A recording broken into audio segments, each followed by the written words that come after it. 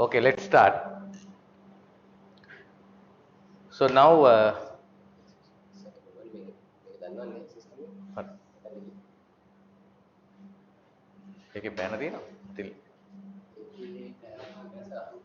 right.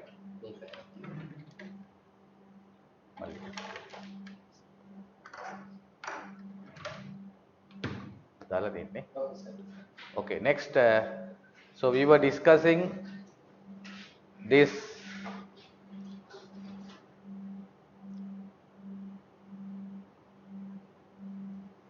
Is that so? Now, can you see now?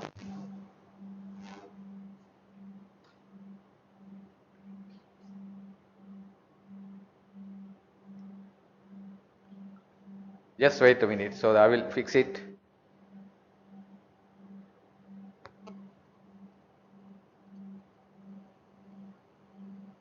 Okay, don't worry that. So no need to that see me. I will facilitate. I mean I will deliver the session. So because we are wasting time otherwise. Now, okay, right, fine. So thank you. Now this is the that the difference between the what is called the operating cycle and the cash cycle. So then you need to understand. So this two concepts. So therefore that of course that we have discussed last time this the difference between cash cycle and the operating cycle and the cash cycle. Now let's look again. Now inventory purchase as we have discussed in the beginning, and then after inventory selling. So the time taken for the purchases until retaining the stocks or the inventory till it is sold is inventory period. Then of course inventory sold on cash, then after according to the credit terms you will find the account receivable period. Now therefore, now the time taken, the accounts payable period plus accounts receivable period, all that together is the operating cycle. Cash cycle refers to the cash paid for inventory and cash received. So therefore that this that difference. So therefore that I'm just refreshing your minds. So therefore I would go to the next one, to the example that we have discussed again. Now because why that you may wonder why that I have given this that beginning and ending values of this current assets and current liabilities. That is nothing but that is for calculating average values, because we need to take average values. So therefore you as you see now inventory in the beginning given, ending given, then account receivable given, and then accounts payable is given. Then sales for the year were this much of dollar value, assuming that all sales concluded on credit basis. Then cost of goods sold was 350,000. Now with this simple example, you will be able to calculate what is known as operating cycle. So what is the first calculation? If you could that time and discuss. First calculation is that the operating cycle, we need to find out inventory turnover period. Inventory turnover period. How do we calculate inventory turnover period? Inventory turnover period, it's very simple, is the cost of goods sold divided by average inventory. Cost of goods sold, it's given no average inventory. So you take the beginning value, then you take the value of ending value, you just add these two figures together and divided by 2. What is called 90,000 plus 102,000. So therefore, what is called inventory turnover is equal to cost of goods sold. It's there, I think, in the slide itself. If you go forward,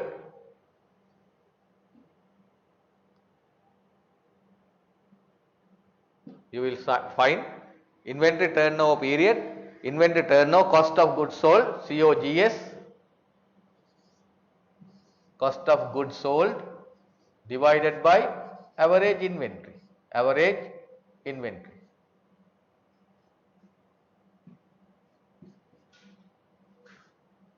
Average inventory. So it's simple. Then you will find, it means that now, but always here, now this is the calculation. So no need to that write on this slide. Now you find cost of goods sold, average inventory. Then but what is called, we don't have given that inventory period. Inventory period. How long? Inventory. Then that, let's say, what is the inventory turnover? Because if you are in the first time, if you are studying, it's my pleasure to tell you what is known as inventory turnover. What is loosely speaking? This tells us that the company bought and sold, that is the interpretation. Interpretation is very much important. This tells us that company bought and sold of their inventory 3.65 times during the year. The company sold off their inventory 3.65 times during the year. Then the question comes to us that again, this means that on average, what is the that day, what are the dates that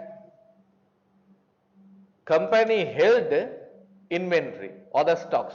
Then therefore, along with that, we need to calculate inventory period. What is the meaning? Meaning is that on average,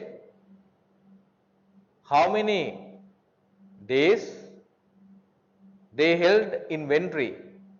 So therefore, inventory period we need to calculate. So per year for the company, 365 days are there, divided by previous value that we have obtained. What is called inventory turnover. There are 100 days that according to this simple example. Now again, how do we interpret this one? How do we interpret this one? We interpret this 100 days. It means that if the inventory period is 100 days, on average, in other words, inventory is sat for 100 days before it was sold.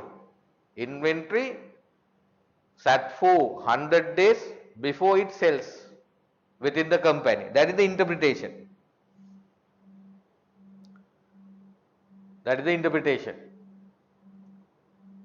Then we go to the next.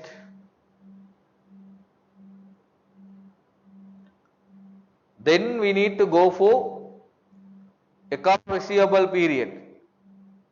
First of all, what? We need to calculate, as we have earlier, receivables turnover. You will see receivables turnover. Now value is given for credit sales 510,000. Then average receivable. Same set of slides. It includes what is called 72,000 plus 78,000 average. So it's given no receivables. In our example, if I go back, you just browse through the sum. This is the sum, 72 plus 78,000. No need to go back. Then 6.8 times. So what is the interpretation? How do you interpret it? Interpretation is very much important. What is the interpretation? It means that whatever that sales happening within the company, right? It becomes that receivables 6.8 times per year, right? It means that so debtors are settling their credit 6.8 times during the year. So then then that after completing this one, we need to go for calculating what is called receivables period. So the receivables period is also called days sales in receivables, or the average collection period, or the average collection period, or the average collection period,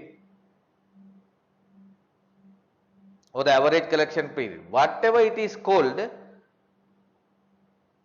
it tells us what?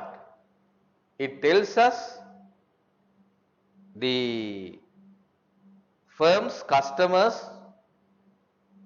on an average how many days taken to pay back their credit.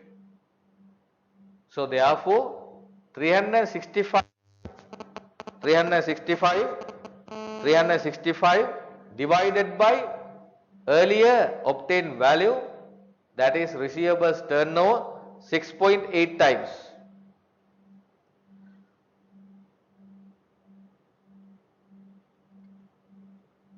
Then you will find this one, what is called 53.7 days. So therefore that how do you interpret it? Again I repeat it. Whatever that this is called, either it's days sales in receivables, average collection period, ACP.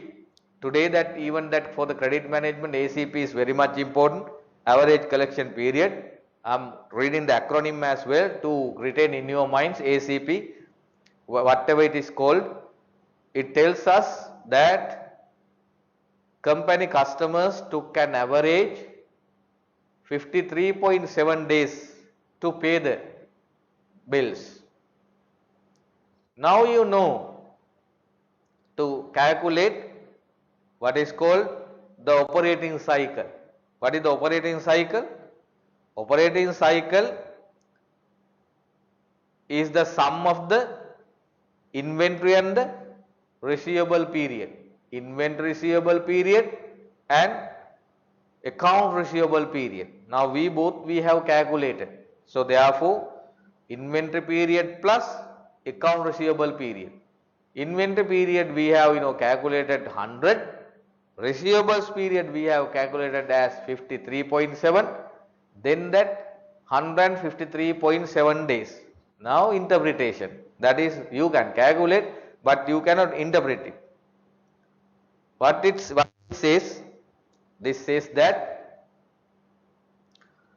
on average 153.7 days elapse, ELAPSE, between the time we acquire inventory and having sold it, collect for the sale. Collect for the sale. So therefore it means that on an average roughly 154 days elapsed between the time inventory and having sold it and collect for the sale. So therefore now you have studied this one. Then that next thing I reminded you what is known as cash cycle. So we go to the cash cycle then simply because it is important to discuss. Now to calculate the cash cycle, we need to calculate what is known as payables turnover. That is because we need payables period. From the information given earlier, we know that average payables were how much? Average payables in the example, you can go back and see the slide. Average payables here, accounts payable 49,000 plus 55,000 divided by 2. So therefore, 300 cost of goods sold is given 350,000 divided by 49 plus 55 divided by 2. Then this is the value is 6.73 times. So then, but this is not the answer that we need. We need payables period. It means 365 days divided by 6.73 times. So it is the value is 54.2 times, 2 days. So what it says, company took an average of 54 days to pay their bills. 54 days to pay their bills. So now you are clear. Now cash cycle you can calculate simply. Cash cycle is equivalent to what? Operating cycle minus accounts payable. This one. Roughly 100 days. What is the interpretation? Interpretation is that, what is the interpretation? So on average, there is 99.5 days, nearly 100 days, delay in the time we pay for the merchandise and time we collect on the sale. Clear? So this is the that difference between these two. Then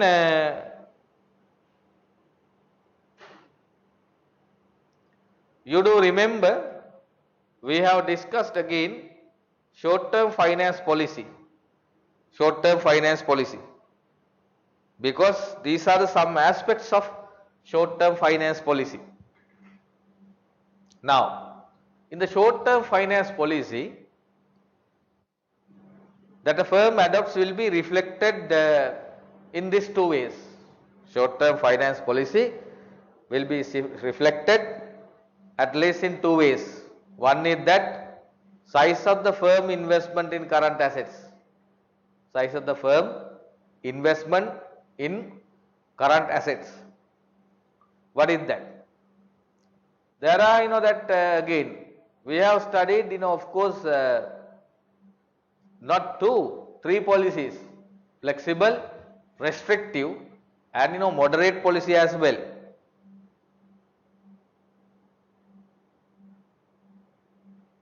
So what is flexible policy? Flexible policy says it is a kind of a short-term financial policy would remain a relatively high ratio of current assets to sales. So it means that usually measured relative to the firm's level of operating revenues.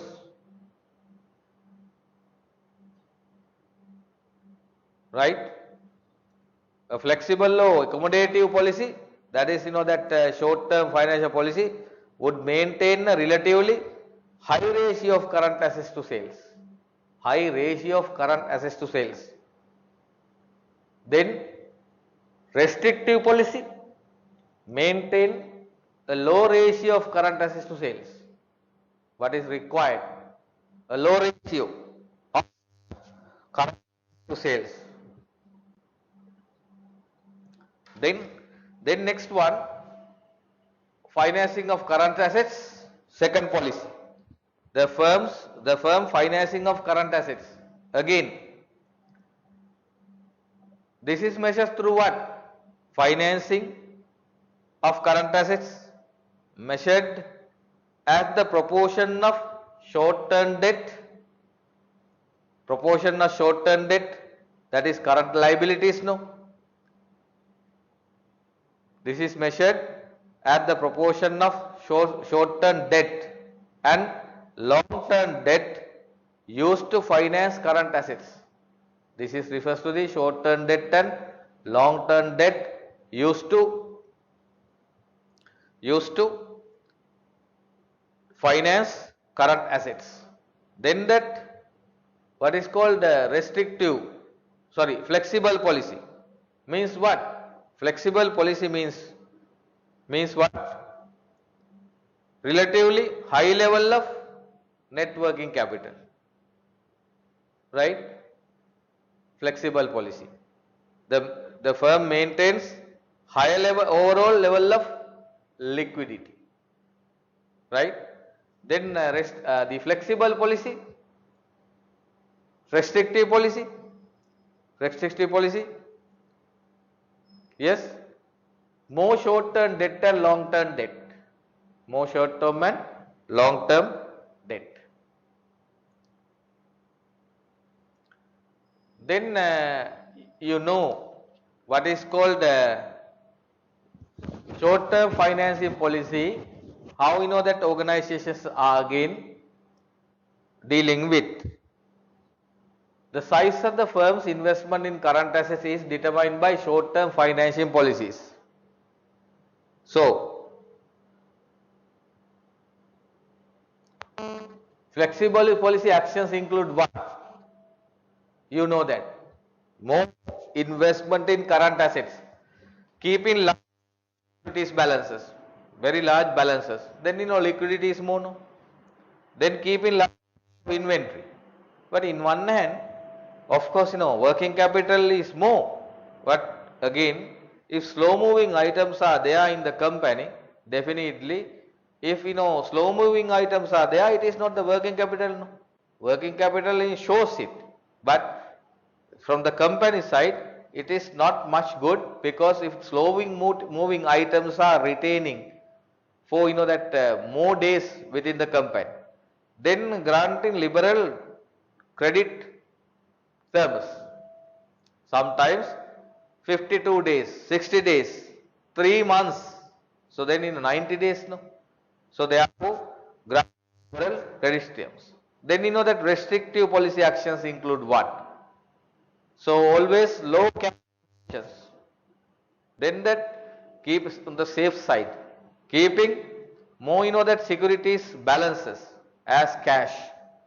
Then keeping small amount of inventory, not showing, because not tied up company funds into the you know that inventory, selling so soon, allow few no credit sales. These are the things for restrictive, very restrictive.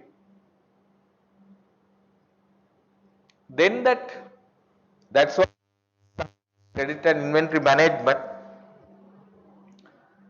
Cost of investment also very much important to learn. Cost of investments.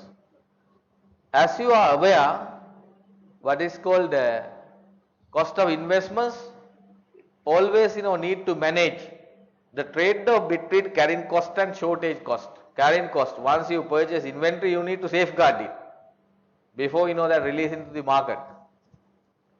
Then shortage cost, if something happens, so if consumable is there as you know that what is called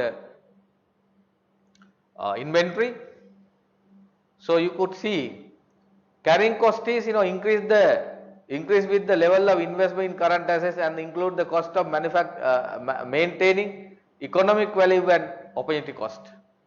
What is called carrying. Then shortage cost. What is called shortage cost? Decrease with increase in the level of investment in current assets. You see inverse relationship. Costs decrease with increase in the level of investment in current assets, and include trading cost and the cost related to the being short-term current assets. For example, sales lost as a result of shortage of finished goods inventory or shortage of raw material as well. They know that graph. I'm not going to cover it. You have to know it through the graph. This is for the inventory management. This is important. Now, it's a U-shaped curve. You will find what is called the total cost of holding current assets.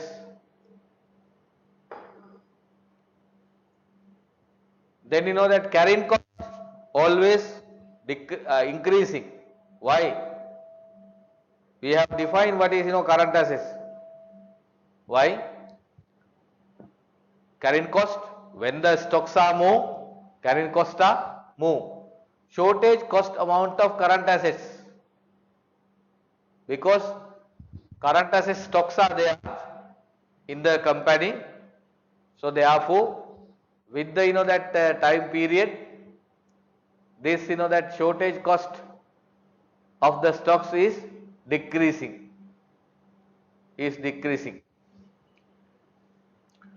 Then this one, right? What is called a flexible policy.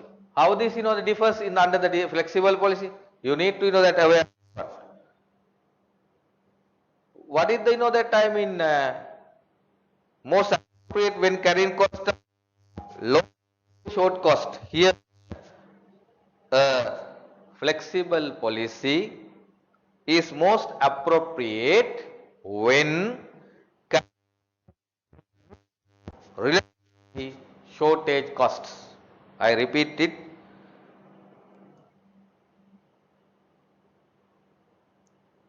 A flexible policy is most appropriate when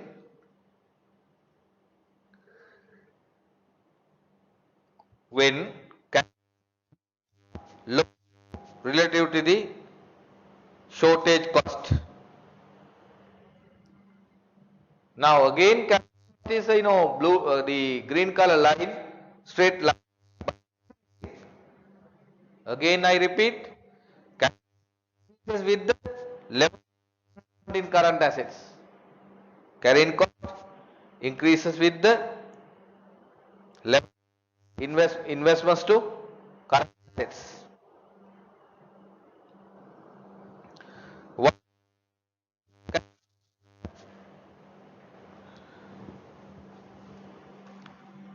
Yeah, what is involved in carrying cost?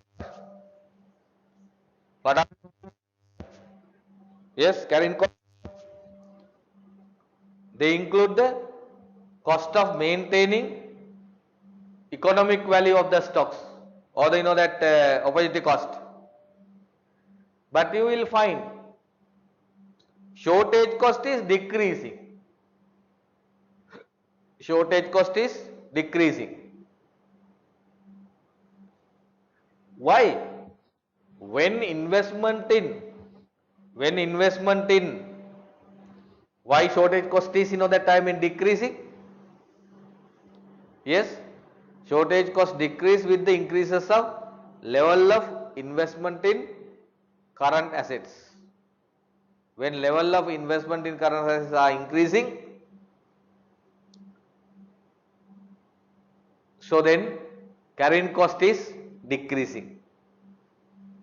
What are the costs include? They include training cost and the costs related to holding short of the current assets.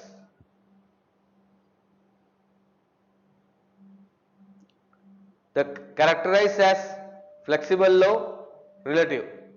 Now you will see. So at this point, total cost is minimum. Total cost is minimum. Then go to next. What is called this one?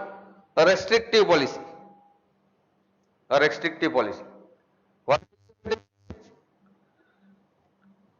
A restrictive policy is most appropriate when carrying costs are high.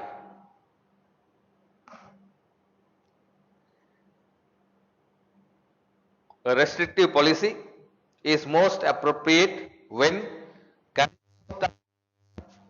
relative to the shortage cost. Carrying costs are high relative to the shortage cost. Carrying costs are high relative to the shortage cost. You can see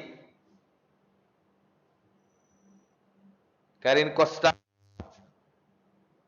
a restrictive policy is most appropriate when carrying costs are high. You see carrying costs are high relative to the shortage costs because shortage cost is declining.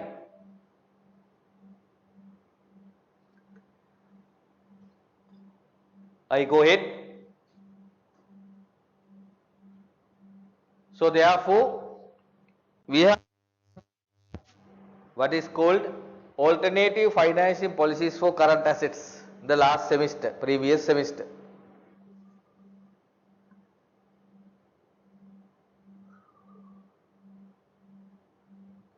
A flexible short-term financing policy means flexible meaning flexible proportion of short-term debt relative to long-term financing. Proportion of short-term debt relative to the long-term financing. Flexible. A restrictive short-term finance policy. A restrictive short-term finance policy means high proportion of short-term debt relative to the long-term financing. High proportion of short-term debt relative to the short-term financing.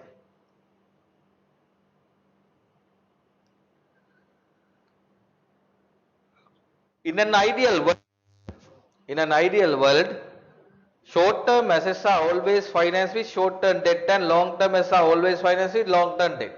That is natural. So, if it is the case in this world, net working capital is also zero. Always zero. Always zero. Now next we consider before moving to the next set of slides what is called the size of the firm investment in current assets. What are needed? Short-term financing policies that are flexible with regard to current assets include following actions as well. Following actions are well. Say, keeping large securities. Keeping large of cash and marketable security. Liquidity position is high, no? Making large investments in inventory. A lot of money tied up with the inventory.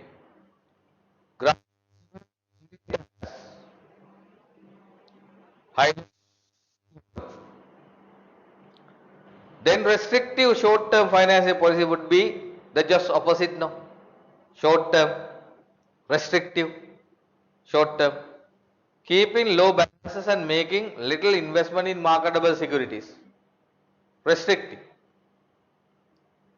making small investment in inventory.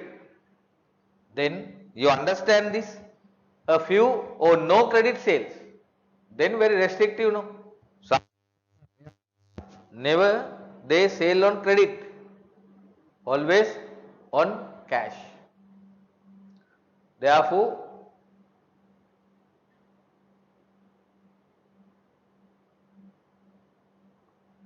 with this graph, you will find financing policy is happening on an idealist economy or that policy in the big company. Right. You will find if I time and draw a line from that this that part to here. Yeah, this is this part. This bracket is there. Bracket is there. What it says? in this that vertical distance between this line and horizontal line, time line. What is that? What is this? This shows what? This is nothing but long term debt plus common stock, but we can define in a different way. General growth in fixed assets, no? General growth in fixed assets. So therefore you will find short term. What is this difference? This difference, what is this difference?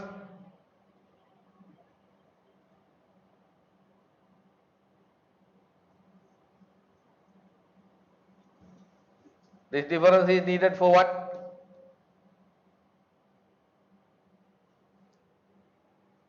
About this difference?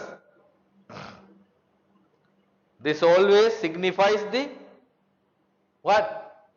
Seasonal differences. Seasonal differences. What are seasonal differences?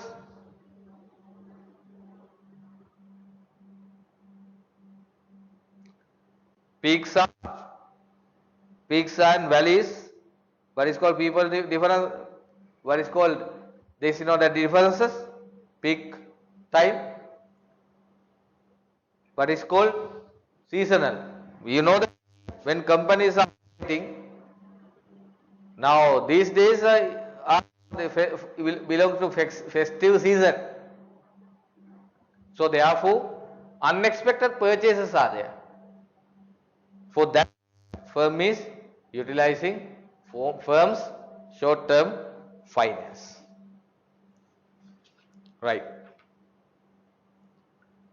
So then that with this memo earlier, so we just shift to discuss what is known as today's topic, credit management. So it's a topic of credit and inventory management. Credit and inventory management. With this,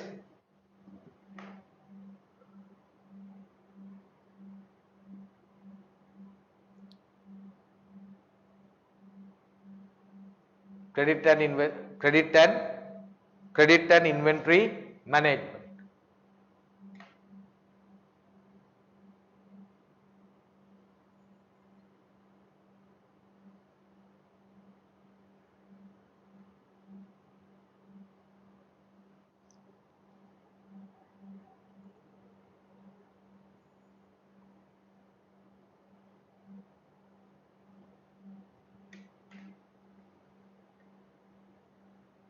So this is that the topic of credit and receivables. Credit and receivables.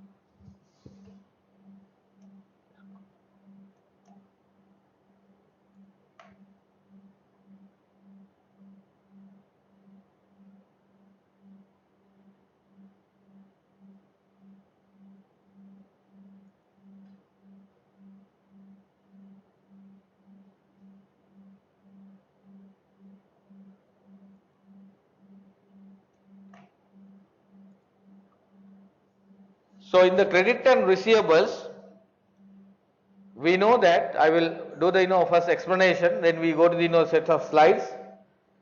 When first goods and services, it can demand cash. Today's topic is credit and receivables. Please make a note on that. So my first explanation is that when a firm sells what is called goods and services, it can demand cash before delivery date, or it can extend credit to customers and allow some in payment. So there, what grant credit for the customer is making an investment in the customer itself. It makes that an investment to the sale of a product service. So there,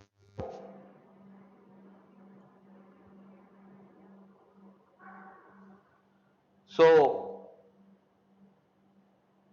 here why firms are, why firms are what is called giving that credit. So what is called, what do firms grant? We need to answer for this question. Why firms grant, not why firms credit grant? There's a reason for that. Grant credit for the reason of, for the reason of, for the reason not all, but the practice is extremely common.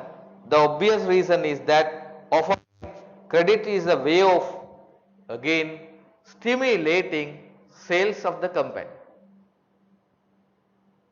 Stimulating sales of the company. Stimulating sales of the company. So then the cost associated with grant are not, let's say, trivial. What does it mean? First, that the customer will not pay. We know that there is a probability when credit terms are extended by the firm, customer will not pay, though credit is stimulating. Second is that the firm has to bear and receivables. Firm has to bear the cost of what is known as cost of carrying and receivables.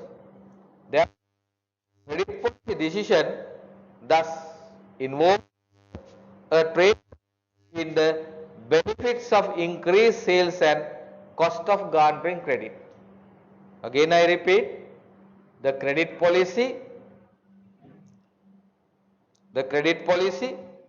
decision thus involves a trade-off between the benefits of increased sales and costs of granting credit. That is the trade-off between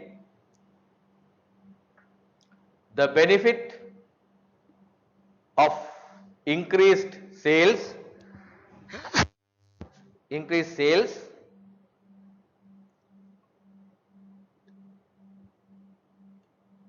and the cost of granting credit. So this is important from an accounting perspective. This is important from an accounting perspective. What is happening? When credit is granted,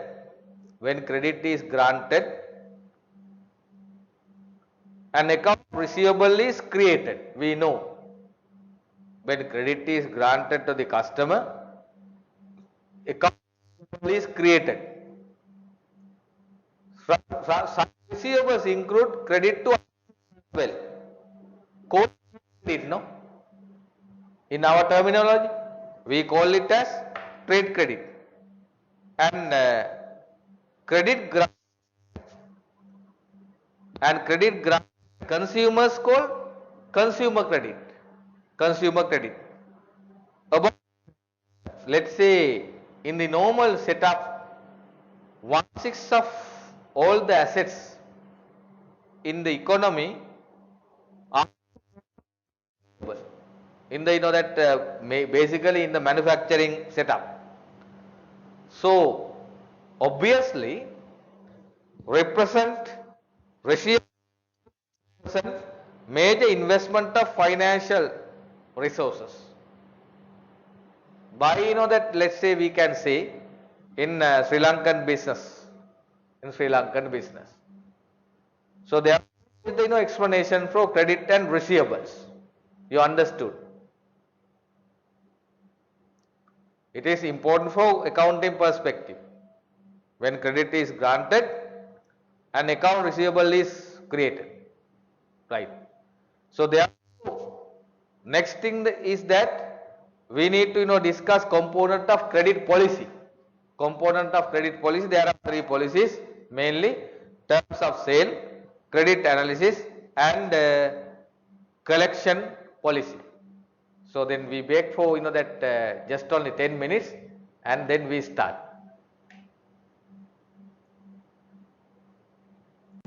Okay, now this is the slides of credit and inventory management.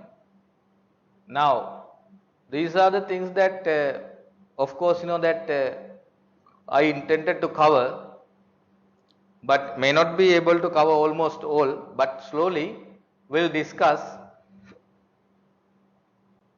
credit and receivables. Cash management, of course, that you have completed previous semester. So therefore that I will not take up that one. Terms of the sale, so that we try to analyze credit policies, optimal credit policy, credit analysis, collection policy, inventory management also, that under the management accounting. So you are completing, you will be completing like economic order quantity and so forth. So credit and receivables, I discuss with you, fundamentals. I said finally, credit management examines the trade-off between increased sales and the cost of granting credit. There is a cost for granting credit to the company as well. Then and there, what we need to discuss here, more importantly, component of credit policy. Now, so in the explanation, I would like to share with you, if a firm decides to grant credit to its customers, then it must establish procedures for extending credit and collecting. If firm decides to grant credit to its customers, then it must establish procedures for extending credit and collecting. So therefore, what are the that time in terms of sale? Credit period should be decided. What is that credit period? Very simple to make you understand. A length of time between sale and collection. A length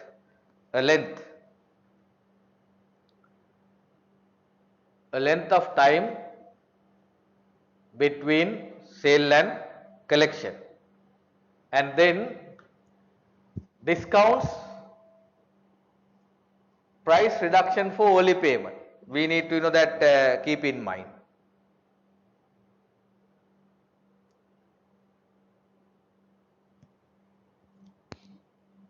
Then cash discount period. What is the cash discount period? Length of time between sale and payment with discount. You know this, sir. There is a cash discount.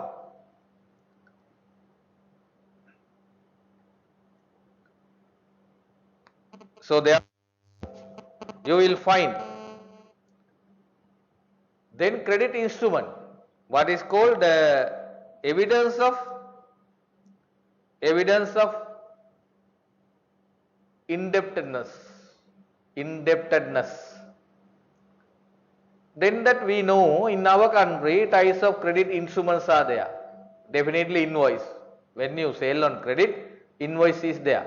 But promissory notes are that not now. Even commercial drafts are also not there. But mainly invoice. So then that we discuss now. But we need to go for what is known as credit analysis as well. We need to go for credit analysis.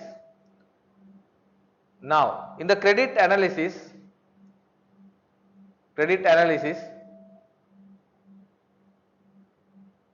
that is distinguishing between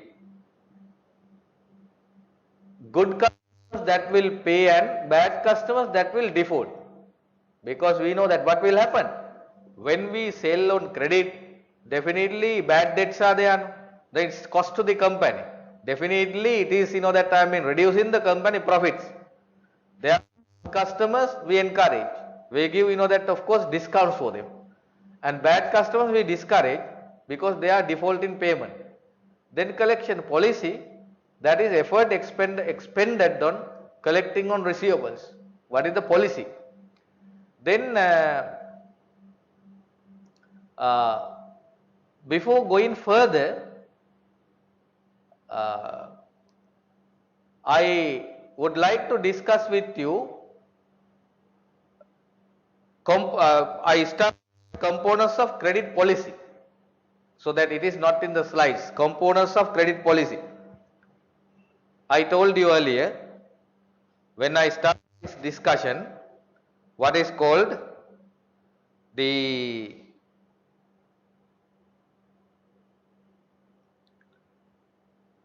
if a firm decides to grant to its customers, then it must establish procedures.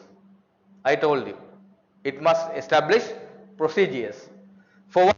For extending credit and collecting credit, extending credit and collecting credit. In particular, the first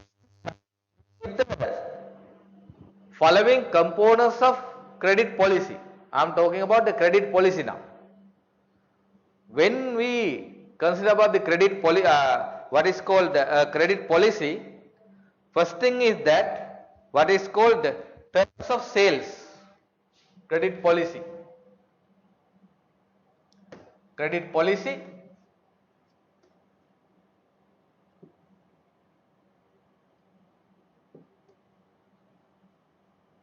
Credit policy. First one is terms of sale. Terms of sale. Terms of sale.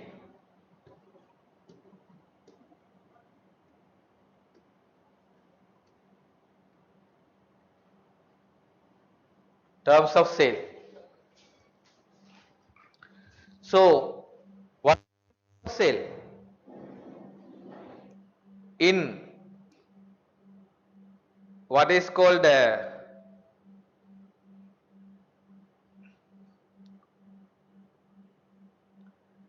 terms of sale establish how the firm proposes to sell its goods and services. How the firm proposes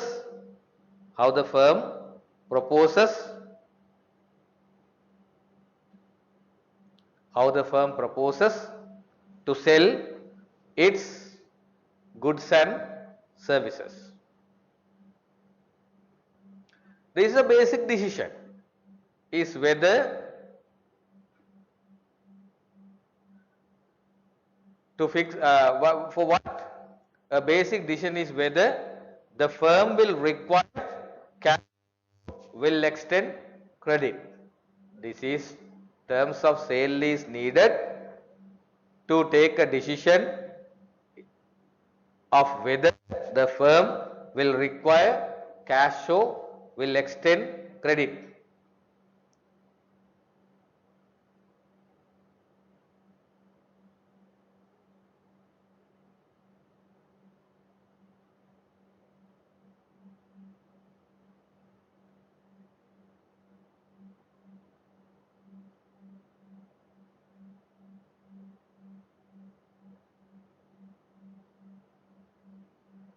Then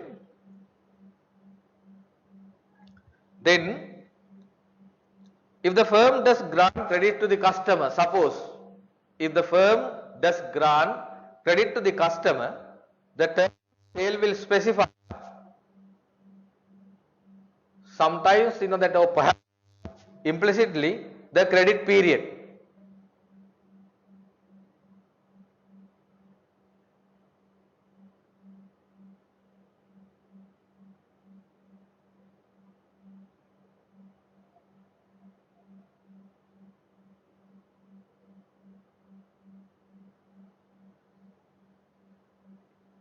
Firm does grant to a customer, the term of sale will specify perhaps implicitly the credit period, the cash discount period, what is the amount of cash discount and discount period, and the type of credit instrument, whether it's an invoice or that that let's say dated cash or whatever it is. Then credit analysis.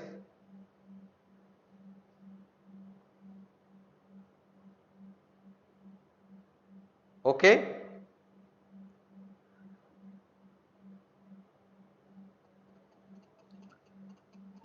The second thing is that what is called credit analysis. This is first one. Then second one, credit analysis. Credit analysis.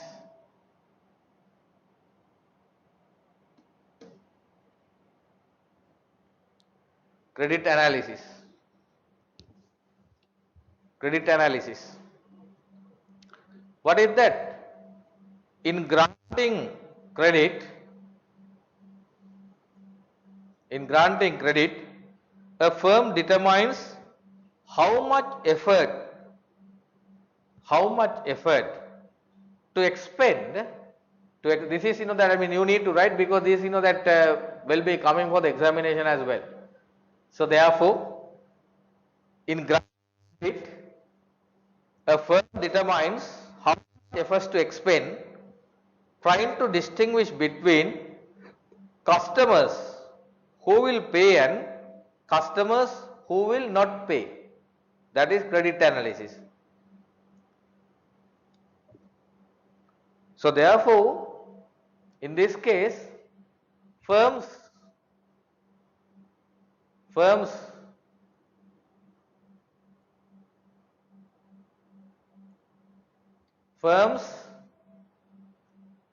use a number of devices. Firms uses a number of devices and procedures to determine the probability that customers will not pay. Put together, these are called credit analysis. Then third one, collection policy. Third one, collection policy.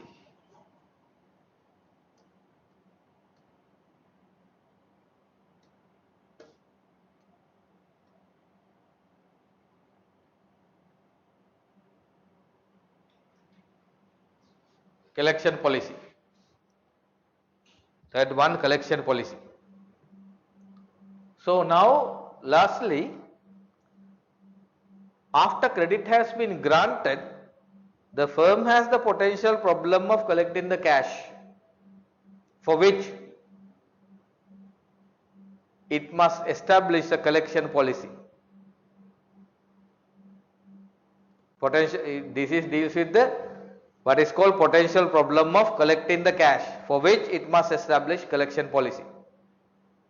Now, so next that set of slides, what I am trying to do, will discuss how components of credit policy will collection policy that collectively make up the decision to grant credit. Now,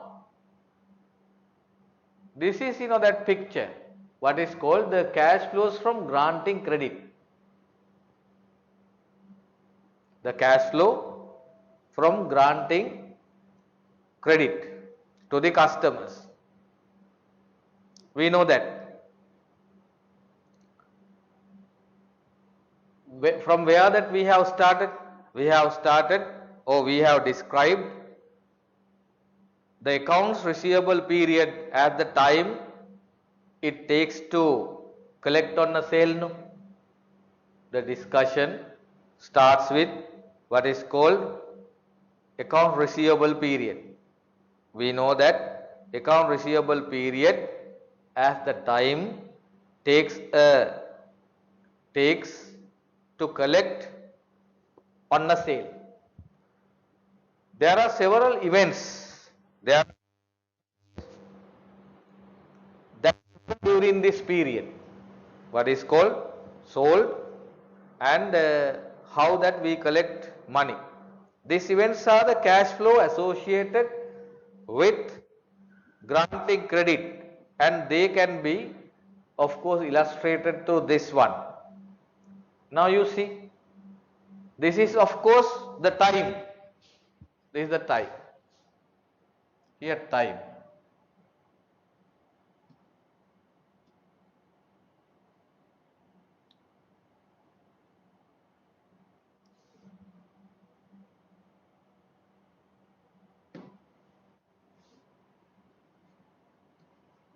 Here time. So then what is called, you see, there are several that considerations, several events during this period. So what are the events? These events are the cash flows with granting credit, first event. Cash flows associated with granting credit. Now you see, credit sale is made, first one. Now you see this one, credit sale is made. Then let's say given let's say 30 days credit. So then what the customer that mails a check, right? Customer mails a check. Then once the organization or the firm receives the check, firm deposits check in a bank. Then that bank credits firm's account after realization. So there, what is this period then? You see, customer mails a check and banks credits firm account. What is this period?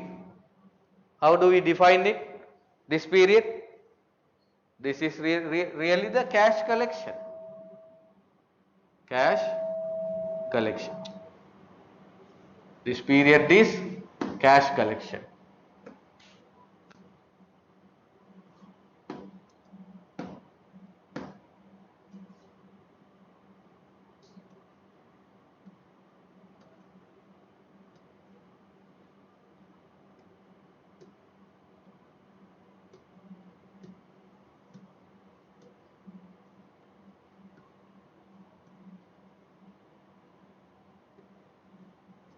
Cash collection. So then the whole period is what I have defined. This is accounts receivable. The decision of selling on credit, and finally after realization of the customer's check, what is called bank again credit the customer's account. So therefore this sequence is very much important. Then that we need to go for discussing after this cash flow from granting credit, this flow. Now that steps that you could have understand. Now the investment in receivables. Investment in receivables.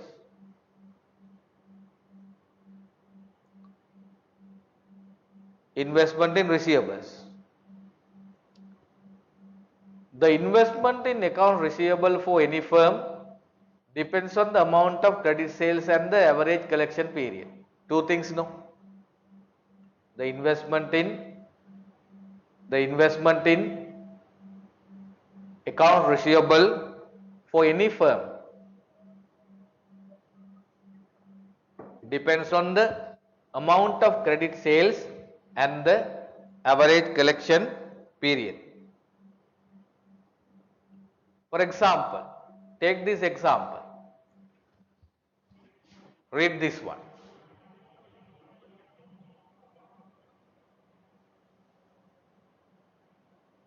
Up to here.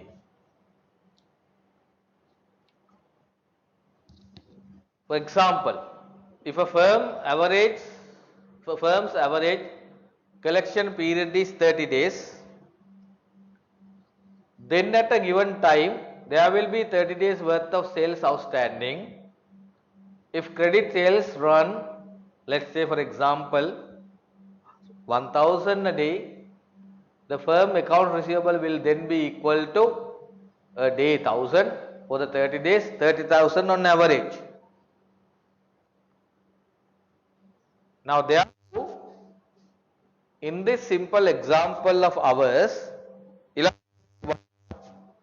this illustrates a firm receivables generally will be equal to its average daily sales multiplied by average collection period. You need to understand. So therefore, what is called, you can interpret, we can simply interpret a firm's investment in current assets firm's investment in accounts receivable depends on factors that influence on credit sales and collections. On credit sales and collections.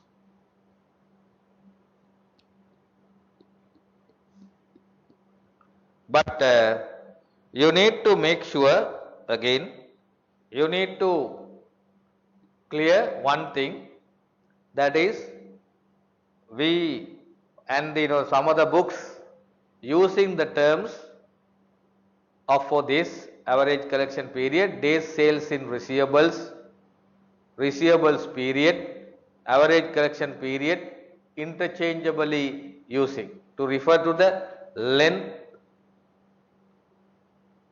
of time it takes for the firm to collect on a sale, length of time it takes for the company to collect on the sale. Next,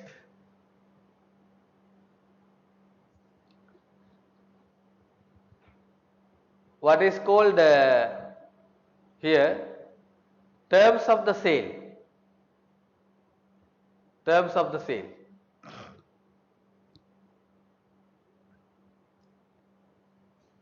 Terms of the sale. So, as we have discussed previously, the terms of the sale are made up of three distinct elements, as you see. First one, credit period. What is that? The period of which credit is granted to the customer. Then the cash discount and the discount period. Then third one, the type of credit instrument. So, within a given industry, let's say for example, within a given industry, the terms of sale are usually, we know that, fairly standard, but these terms vary quite a bit across industries, quite a bit across industries. In many cases, the term of sale are remarkably, we can say, the word and literally date to previous centuries. So we know that organized systems of trade credit that resemble current practice can be easily traced to great fairs of, say, earlier days, and they almost surely existed long before then. Now, so after this, we just consider what is this basic form. We need to consider the basic form. I wrote it in the first instance, 210 net 60. What is this? 210 net 60 are common. What does it mean? You know this. Bankers are knowing this. 210 net 60. What is this? This is the easiest way to understand the terms of sale is to consider terms such as 2/10 net 60 means that customers have 60 days from the invoice date. Customers have 60 days from the invoice date to pay the full amount. To pay the full amount. However, if payment is made within 10 days, a 2% cash discount can be taken. You understand? From the invoice date, 60 days credit is given from the invoice date. However, if payment is made within 10 days, a 2% cash discount can be taken.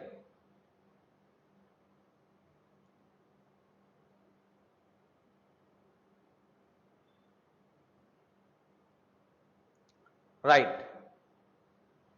Consider this is not 45 days, this is 60 days. 60 days, huh? Total amount due in 60 days.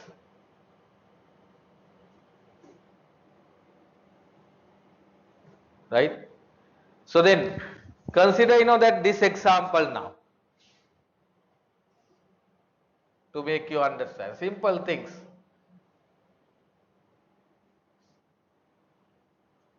Consider the buyer who places an order for that hypothetical example 1000 rupees and assume that terms of sale are 210 net 60. The buyer has the option of paying. What is this? What is this option of paying? I did the calculation. 1000 multiplied by, because 2% discount, no? 2% means 0.02. 980 in 10 days. Clear, no? Or paying the full 1000 in 60 days, no?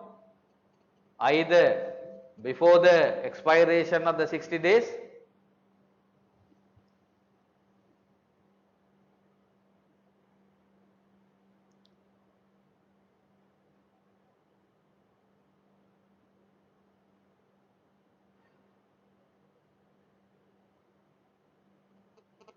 right?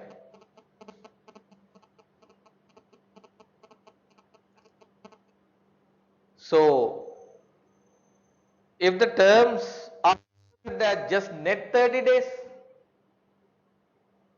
what is the effect? Right? Instead of that, if the terms are stated as just net 30 days, then the customer has 30 days to pay, right? From the invoice date, pay entire 1000, no?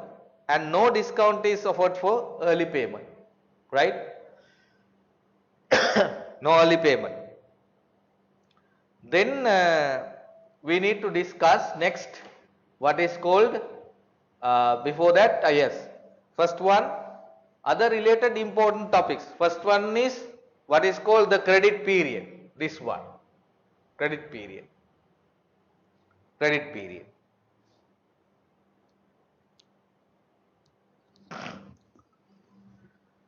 So already we have discussed, but that some other aspects that we need to discuss under the credit period,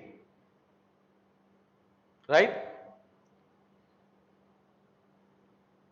What is called credit period is the basic length of time for which credit is granted. I described earlier, the credit period varies widely from industry to industry, but it is almost always between let's say it varies between the industry. So 30 to 120 days. 120 days or more. Right? 3 months, no? Sorry, 4 months. 4 months. If a cash discount is offered, let's say, then the credit period has two components. If the discount is offered, so the credit period has two components. The net credit period and the cash discount period. What is that? If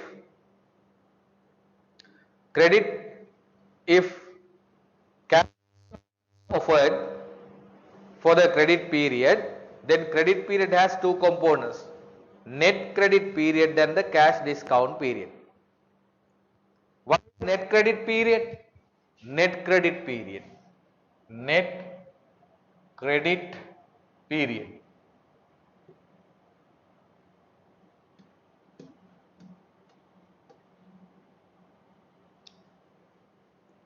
Net credit period. Net credit period is the length of time the customer has to pay. Is the length of time the customer has to pay.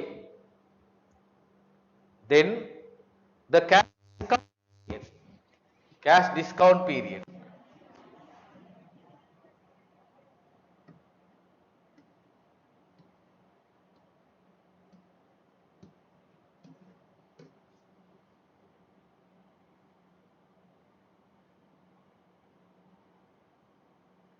Cash discount period.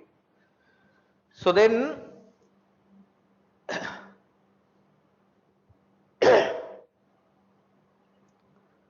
so the cash discount period is a time during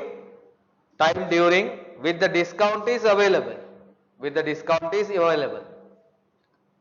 The cash discount period is the time during with the discount is available. So we can write with 210, with let's say 210 say net 30 days.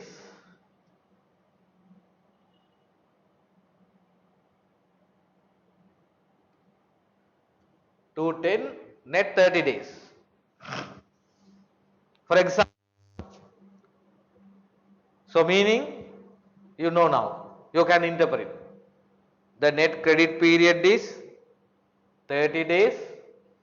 The net credit period is 30 days and the cash discount period is 10 days.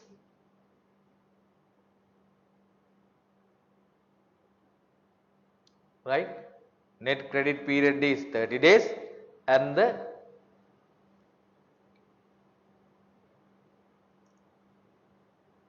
net credit period is 30, let's say 30 days and the cash discount period is 10 days. Before the 10 days, if the customer settles the account, so 2% discount will be given. Clear now? Second one, the invoice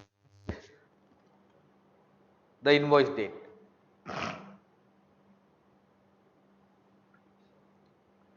I told you earlier, I described.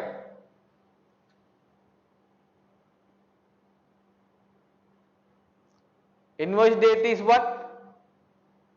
Invoice date is the beginning of the credit period. Invoice date is the beginning of the credit period. The beginning of the credit period. Beginning of the credit period. We know that. An invoice is the written account of merchandise sent to the buyer. For individual items, by convention, the invoice date is usually, let's say, the dispatch date or billing date, not the date on which the buyer receives the goods or the bill, no? Right? What is the invoice date? You need to know that, understand, because the credit period starts, no? Invoice date is the date of the invoice itself. But we need to keep in mind many other arrangements exist. For example, the seller might write, right? The term of sale might be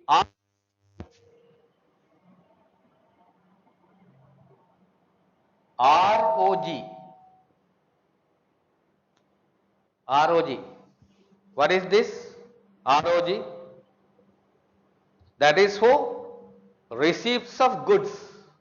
ROG on the invoice is for receipt of goods. In this case,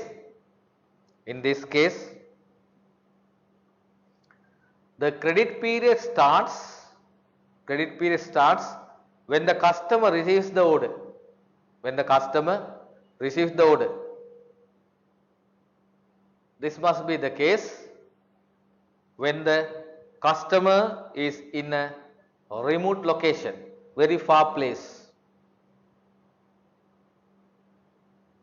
Then sometimes invoice will be dated on the basis of another basis, EOM.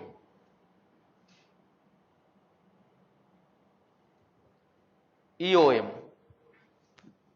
What is EOM? With EOM dating, all sales made during a particular month are to be made at the end of that month. End of that month. Invoice value expressed at the end of month.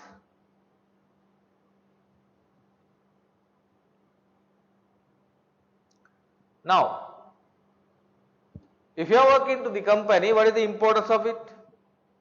What is the EOM? This is useful when a buyer makes purchases throughout the month, but the seller bills only once a month. Throughout the month, buyer is purchasing, but seller sending bills only once a month. Shall we consider an example? Say EO 2/10th.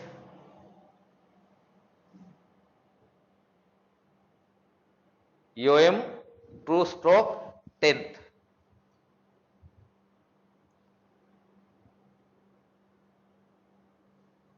Tells the buyer what? Tells the buyer to take a 2% discount. Take a 2% discount if payment is made by the 10th of the month. 2% discount will be given if the payment is made by the 10th of the month. Otherwise, the full amount is due.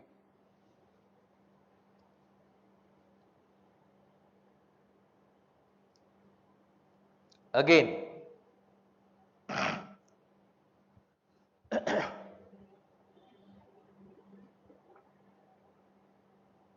but here seller bills only once a month. Seller bills only once a month.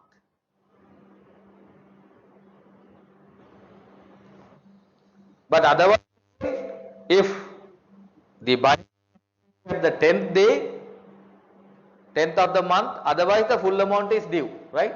Full amount is due. Confusingly, the end of the month is sometimes taken as the 25th day of the month. There is another variation then. It is called MOM then. Variation. MOM. What is MOM? MOM? Middle of the month. Middle of the month. MOM is the middle of the month. Middle of the month.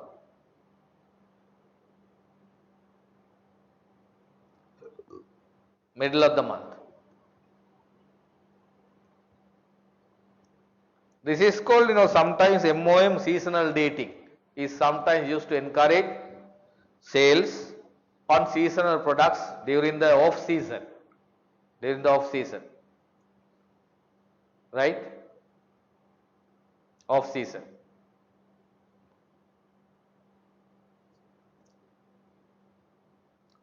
Then third thing that we need to discuss, what is called the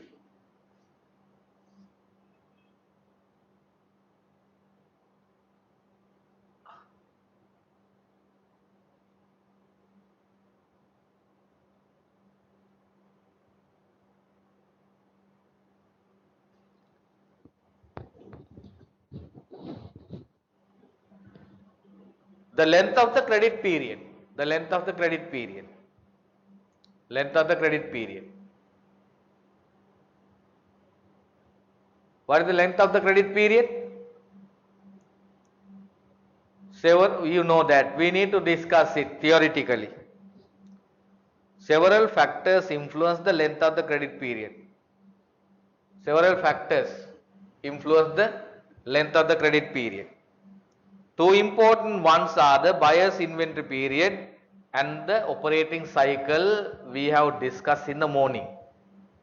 Two important ones are the buyer's inventory period and operating cycle. But all else equal, the shorter these are, what is the buyer's inventory period and operating cycle, the shorter the credit period will be.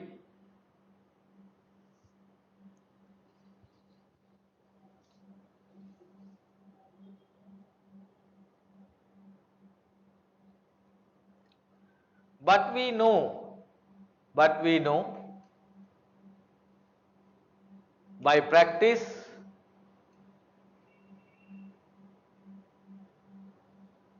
this buyer's inventory period is the time it takes the buyer to acquire inventory from the seller, process it and sell it.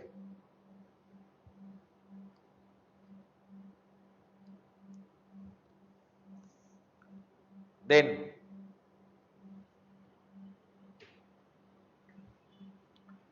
the buyers, therefore, in this case, the buyer's receivable period is the time it then takes the buyer to collect on the sale. The buyer's receivable period is the time it then takes the buyer to collect on the sale. But we need to keep in mind one more thing. When we say buyer's inventory purchase, what is called the credit period the company offer is effectively the buyer's payable period. That's right, no?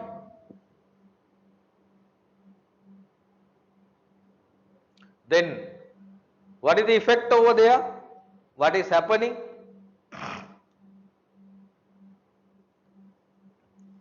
By extending credit, we the company finance a portion of buyer's operating cycle and thereby shorten the buyer's cash cycle. If the company's credit cycle, if company's credit period exceeds the buyer's inventory period, then we are financing not only for the buyer's inventory purchases but part of buyer's receivables as well. You see, buyer's receivable as well.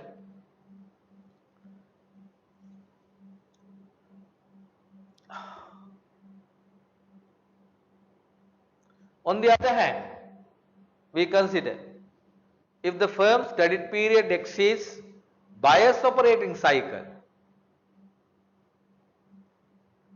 then what is the effect? We are effectively providing financing for aspects of our customers' business beyond the immediate purchase and sale of our merchandise. Right? I repeat it again. Further, if our credit period, our means that firm's credit period exceeds firm's buyer's operating cycle, then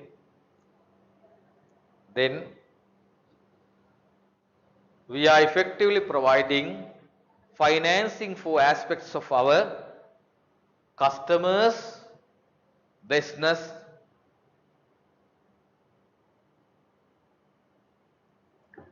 beyond the immediate purchase and sale of our merchandise. So, the reason is that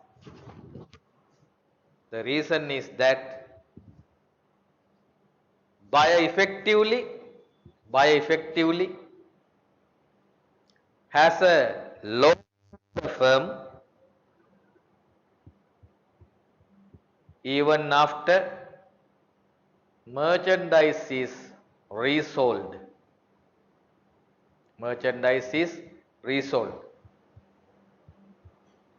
And the buyer can use that credit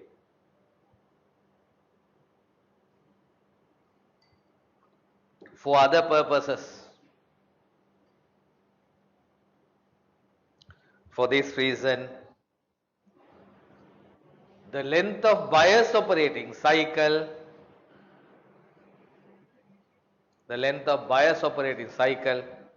is often cited as an appropriate upper limit to the credit period.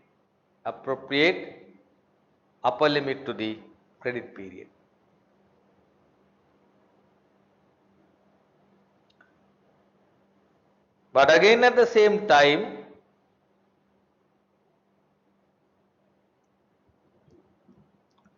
there are a number of other factors we could consider that influence the credit period of the firm.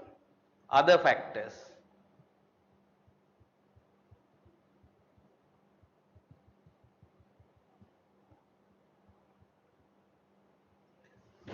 Many of these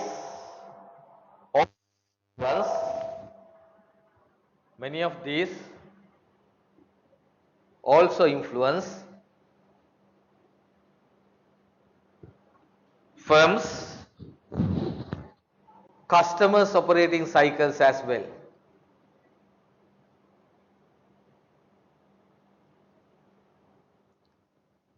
So, among the other factors, the most important factors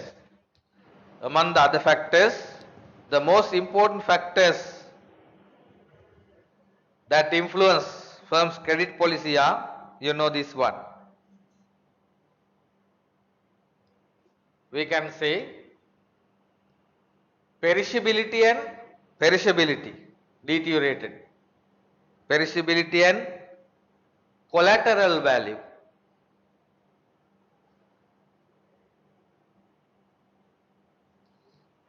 Perishability and collateral value. You know that what are the perishable items? Fruit, fish, right? And that let's say other whatever perishable products. So we know that perishable items have relatively rapid turnover, no? Fish that within a day. Of course, refrigerated also there, right? But that perishable, relatively rapid turnover and relatively low collateral value. There is no collateral value. So we are in this case we know that what is called the credit periods are thus shorter for such goods, right? So example is fresh fruit, again fish, and like that. So then next factor is that what is called consumer demand. Consumer demand. Consumer demand. Consumer demand. Consumer demand. What is that? What is the meaning? Products that are well established generally have more rapid turnover. We know that. Products that are well established generally have more rapid turnover. But against this,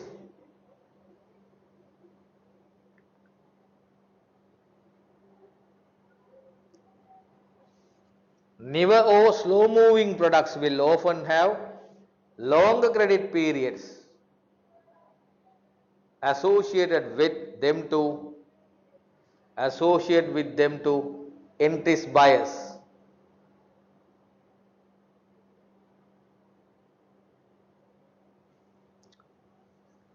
In connection with this, again, we know, oh, we may have seen sellers may choose to extend much longer credit periods for off-season sales, right? If it is not selling out, longer credit period. Then third factor, third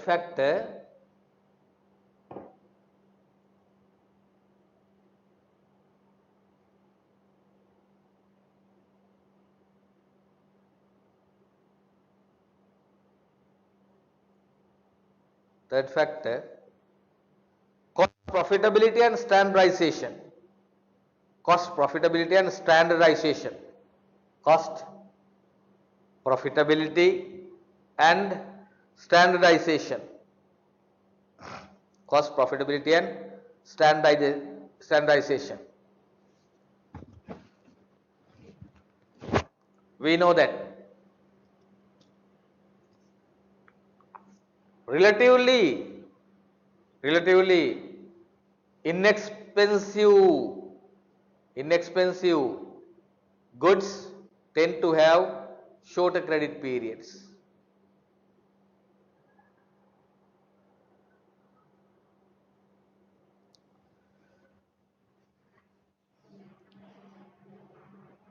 The same is true for relatively standardized goods and raw materials.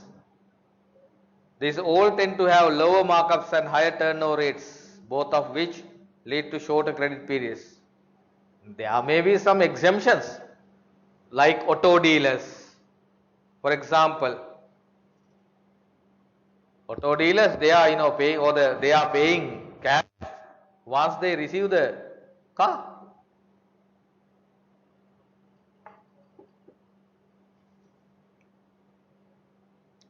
Then fourth factor, credit risk. Credit risk. The greater the credit risk of the buyer, the greater the credit risk of the buyer,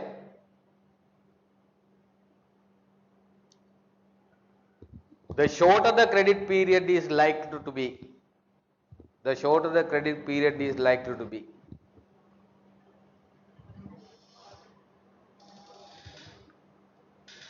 Then next one,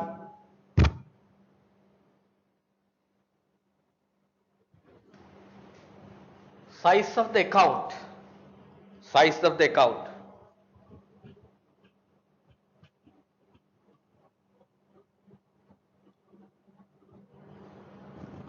Size of the account.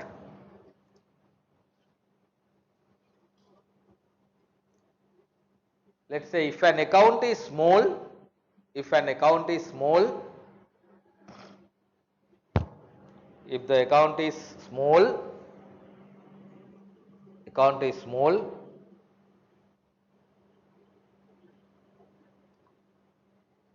the credit period may be shorter.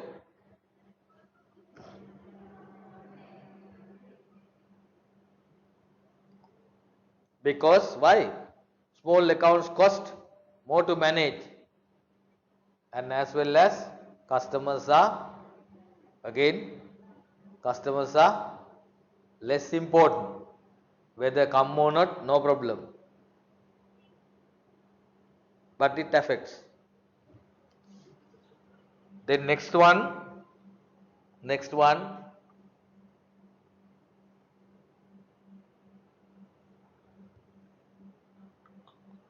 size of the account. Size of the account.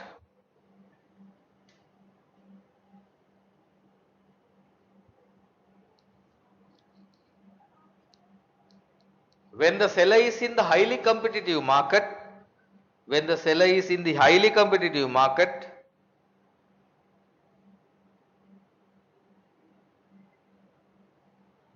longer credit periods may be offered as a way of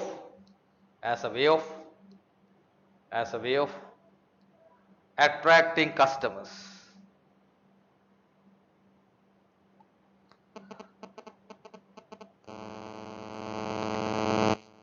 Next one, customer type. Customer type. Customer type.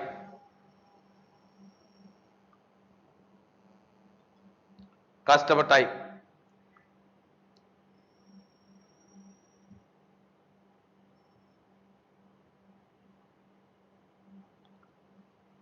Let's say like this. A single seller might offer different credit terms to different buyers.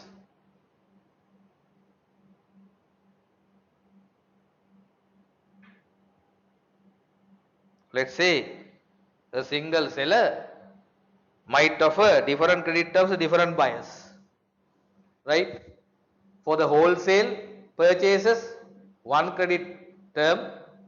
For the retail purchases, one credit term, right? That's simple, no? Right. So we discuss so much. I will again, the break for 5 minutes, okay? And then we start. It's difficult.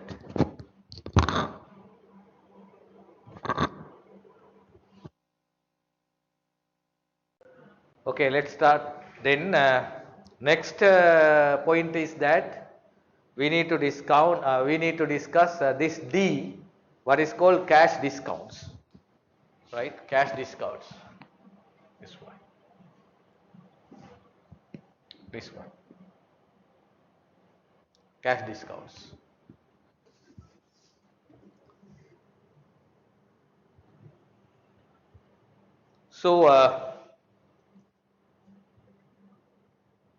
So we know that cash discounts are often part of the terms of sale.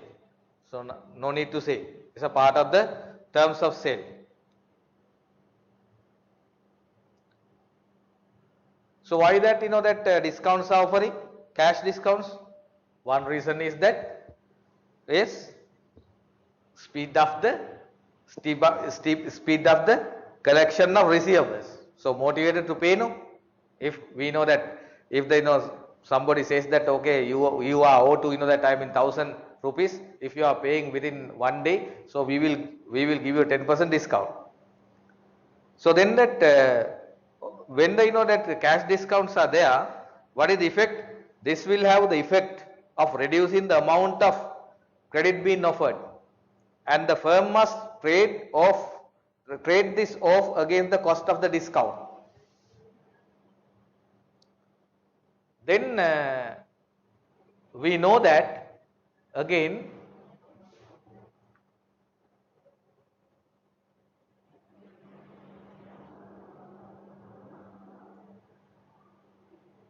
what is called the notice when cash discount is offered, right? And the credit is essentially free during the discount period. The credit is free during the discount period. The buyer pays for the credit only after the discount expires. Clear no? The buyer pays for the credit only the discount expires. So consider example of that, let's say 210 again. 210. Consider the example of 210. Right? Say 210, right, net 30. 210 net 30. Right? This example. 210 net 30 under this situation. Right? So what the rational buyer will do? Rational buyer either pays in 10 days to make the greatest possible use of free credit O, right? The buyer will pay within 10 days to enjoy the free credit, or pays in 30 days to get the longest possible use of money in exchange for giving up the discount. Explanation is that a rational buyer either pays in 10 days to make the greatest possible use of the free credit, or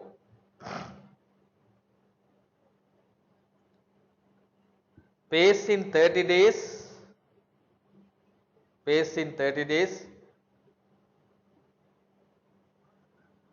to get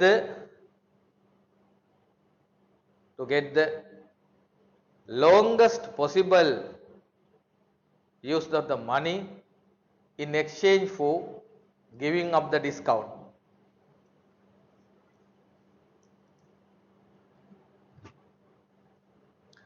Suppose that if the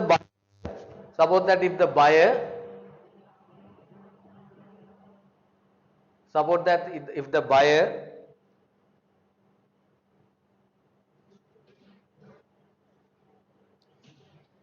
given up the discount, what is the effect?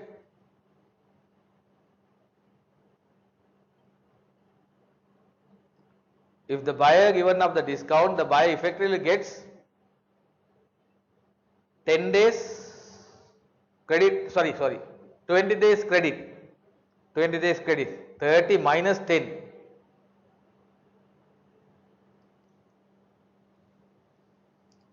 Right? So, another reason for cash discount, another reason for cash discounts is that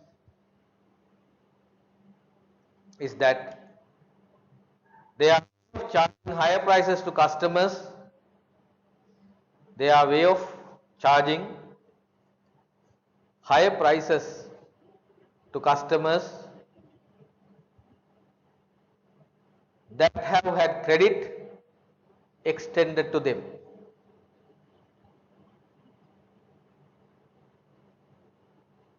In this sense,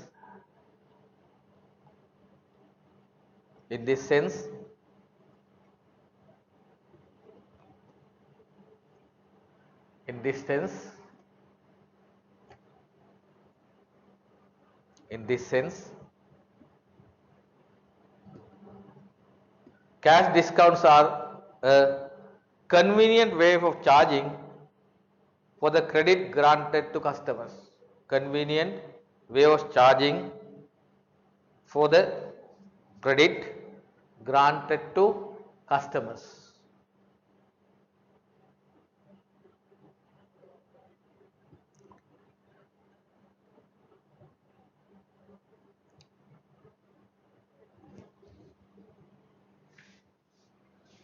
Right? The next component we need to discuss is next component we need to discuss is cost of the credit. Cost of the credit. Cost of the credit.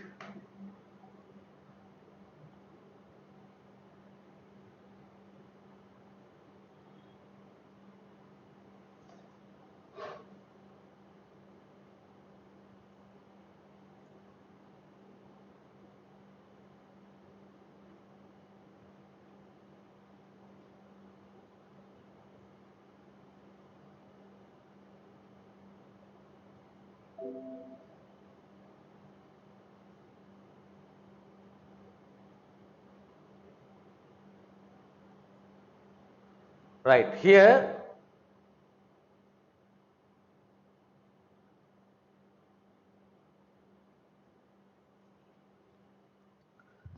what is called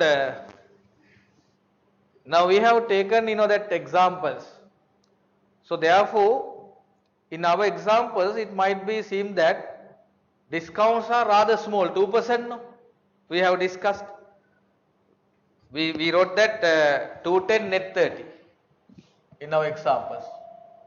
210, 210 net 30.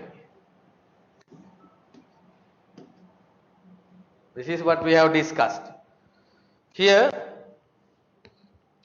for example, it means that early payment, in this example, early payment gets the buyer only 2% discount, no? Now we have a question. Is this an incentive? 2% discount. Does this provide the significant incentive for early payment? Right? Does this provide the significant incentive for early payment? Answer is yes or no? Answer is yes.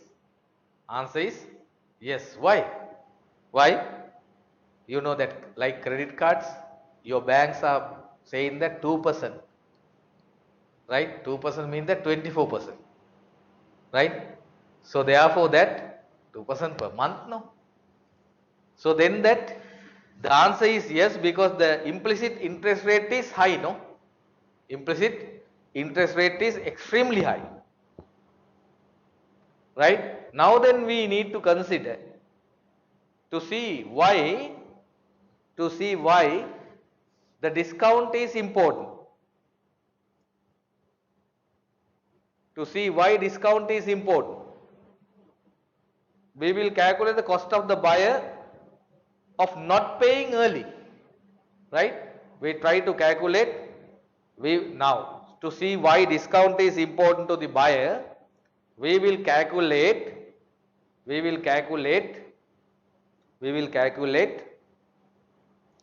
the cost to the buyer of not paying early.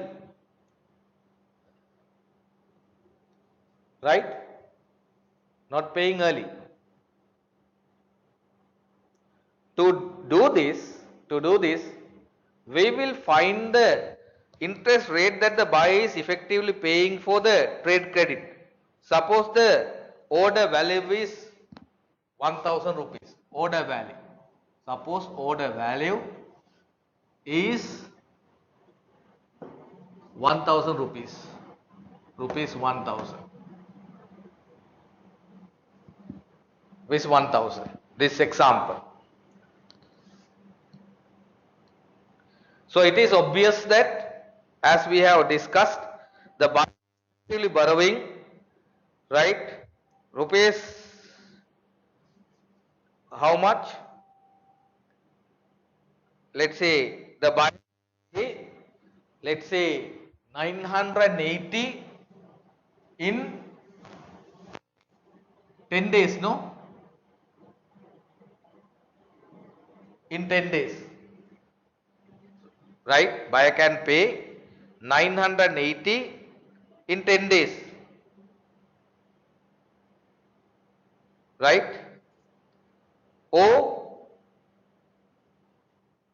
otherwise can wait how many days? Can wait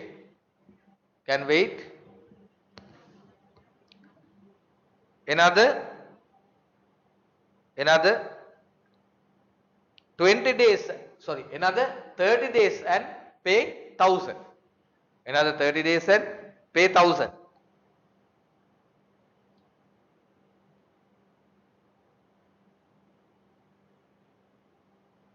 Now it is clear in this simple example, it is clear in this simple example, it is obvious the buyer is effectively borrowing 980 rupees, another 20 days and pay 1000. So buyer is effectively borrowing 980 for 20 days and the buyer pays how much? Rupees 20 in interest on the loan, right?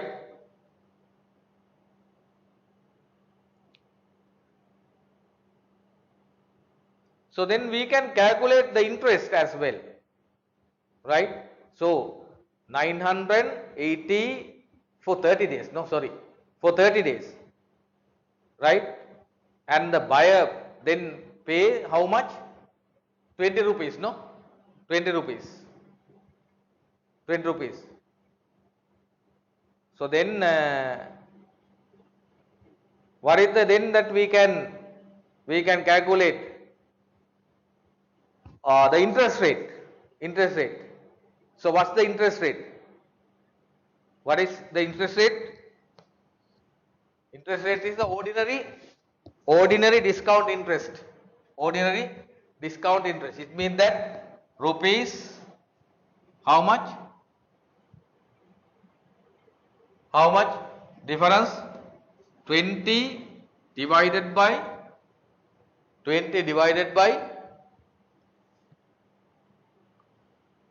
borrowed amount 980 is equal to, you have calculators, what is the value?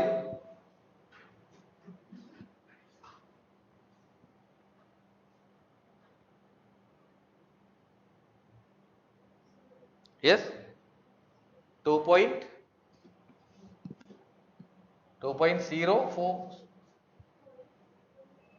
oh, this much. But when we consider this value, this value is again too small. This value is again too small, as you see, relatively low, no? But remember that is the rate for the say 30-day period, right? So then that you can this is a 30-day period, no? 30-day period. Then what we can do? We can go for finding what is called that there that time in per year 365 days. So we divide by 30, as I said to you, that monthly interest, then annual.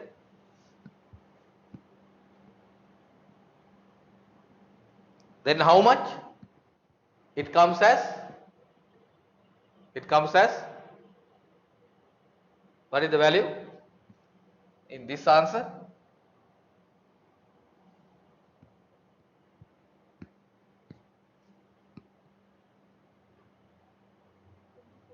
Yes, 24 point, yeah, must be 24 point. You see, 24.8 is too much. 20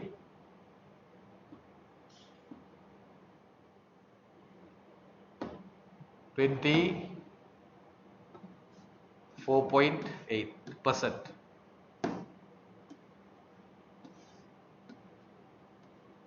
as a percentage we keep.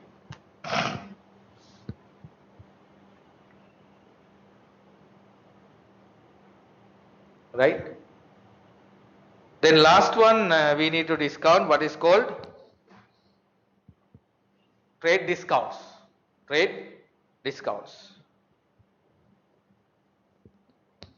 Last thing is trade discounts.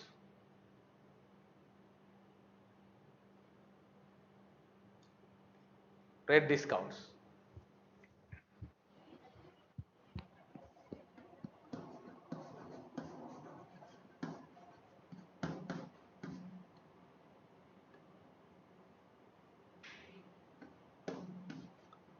Trade discounts.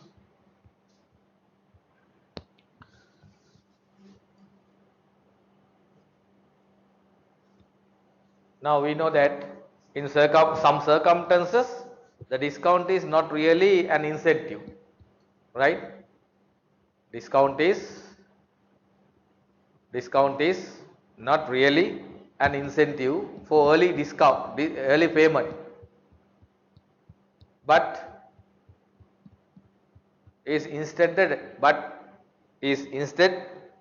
a trade discount.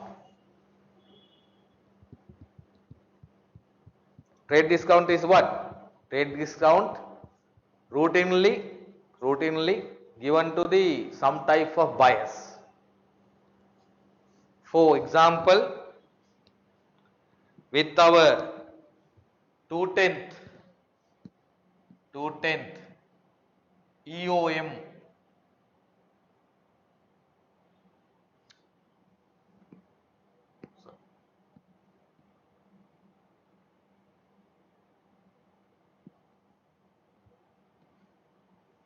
so 2/10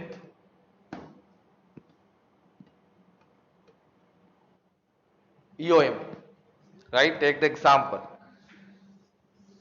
Terms 2/10 EOM terms. What is the meaning? You know that. What is the meaning? The buyer takes a 2% discount. The buyer takes a 2% discount if the invoice is paid by the 10th, but bill is considered due on the 10th, but bill is considered due on the 10th,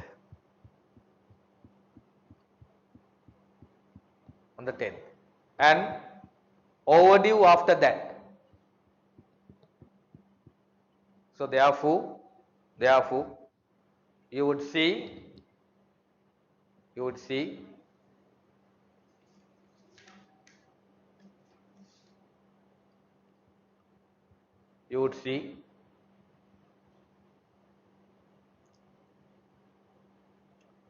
the bill is 2% discount if the invoice is paid by the 10th, but the bill is considered due on the 10th and overdue after that. So therefore what our conclusion is,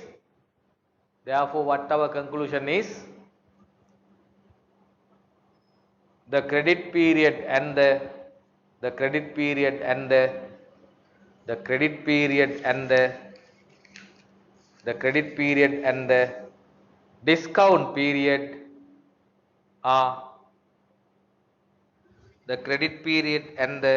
discount period are effectively the same.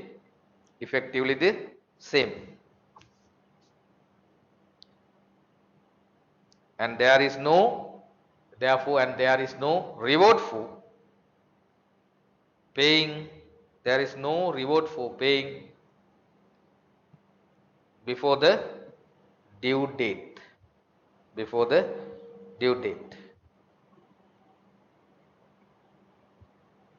Right?